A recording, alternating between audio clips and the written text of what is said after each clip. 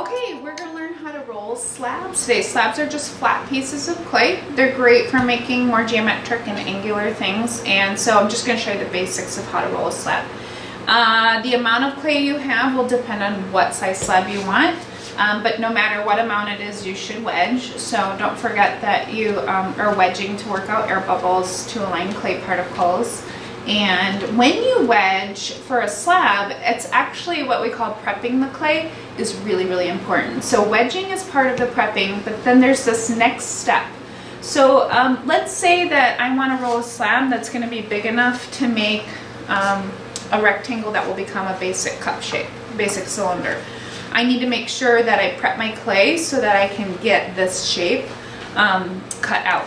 I might have something more square for a box project. I could have a big circular thing. It doesn't matter. But when you prep your clay for a slab, it's really important that when you wedge, you start to wedge down to kind of a big burrito shape. So I want this to start to look like a big fat burrito or a sub sandwich. And then I want to make kind of a brick of clay. So I start to pound this clay down, pound it down. And you want the clay to be about 1 inch thick. Most people 1 inch is from the tip of your finger to your first knuckle. So that's actually a really good rule of finger, not thumb. And so I would want my brick to be about 1 inch thick. It makes it easier to roll. And I need it to be about the width of the template. So this is a very skinny template and I have a lot of clay. When I go to roll, if my clay is very much larger than the width of the template, I might not get enough clay in the length. So it's actually really ideal to prep your clay in a way where that brick is 1 inch thick.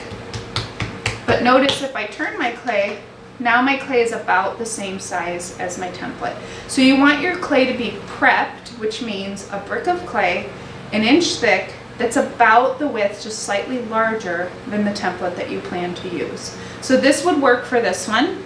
It would not work for my square one because it's smaller. And I have so much clay here, I probably could get a piece big enough.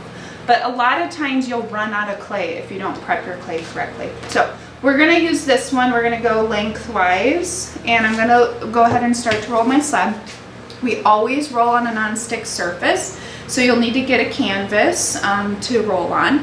And then what we also need are what we call guide sticks, or the thickness, to guide the thickness. So in our case, we usually want our walls to be about 1/4 inch thick. These wooden rulers are coincidentally 1/4 inch. So they work great if I set up 2 rulers on the sides of my piece of clay.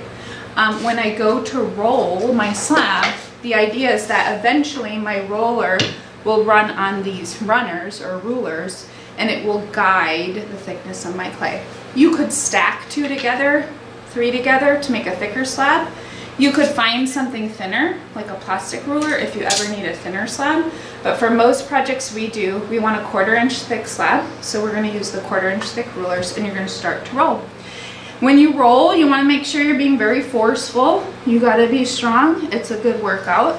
I've got a lot of clay here. Obviously, I'm gonna have a ton extra. I might actually cut some of that off right now, just so that it doesn't expand beyond. And I'm gonna keep rolling until I think my rolling pin is actually running on the rulers. If it's running on the rulers, you won't get all these little lines. So you can see I have these lines in the clay coming across. That means it's still too thick. That means the clay is taller than the rulers, and I want the clay to be the same as the rulers. Super helpful to flip your clay every once in a while. So clay is stretching, and sometimes it meets its maximum stretchability on one side. But if I flip it and I then roll more, you can see it stretches very easily. So at this point, I can hear it. I can actually hear the rolling pin running on the ruler.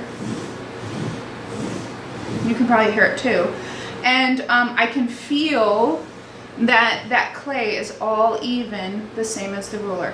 If I do little motions like this, I shouldn't get too many of those lines that are showing up. Sometimes your ruler gets little chunks on it. You can see it's leaving marks. A rib is helpful to clean off your ruler like this. and then you can make sure that you have that really smooth surface. Okay, that's the basics of rolling a slab. Most important is that you do have a template or a plan, that you prep your clay so that you're not wasting your energy or any clay. Because if you end up rolling it and then your template doesn't fit, you'll be really disappointed. So prep your clay and then go ahead and start to roll, making sure that you actually are rolling on the rulers and that you get a nice even slab. Your next step is always to smooth your slab. We always want to take a rib, and there's all sorts of ribs, wood ribs, rubber ribs, metal ribs. The metal ribs work great, and we always, before we do anything else, you'll smooth your slab on both sides. So running that rib in really big motions, flipping your clay carefully so you don't ruin the work you just did, gently pressing so that you're not changing the thickness of the slab, you're just changing the surface. You can get rid of that canvas texture and smooth out your slab. So that's the basics. And then what I tell most students in our studio classroom is that at this point, you should be taking this over to your table. Because we don't stay in the classroom work rolling places. If you're not rolling at your spot, get out of that spot so that someone else can use it. And you can do that by just carrying your canvas like this. If you ever want to carry a slab, one last tip, if you want to carry a slab, don't fold it in half and carry it around the room. Clay has a memory. If you fold it, when you unfold it, there'll probably be a crack there, or even later it'll crack. Instead, you want to treat your clay like you're clapping, like, yay, look at my pretty slab. And I'm going to clap my hands like that around the slab. I can walk all over the room. I could walk to the bathroom like this if I really wanted to. You can walk anywhere you want like this. And this is the way to carry it to your table, and then you can lay it down gently. That's the basics of the slab.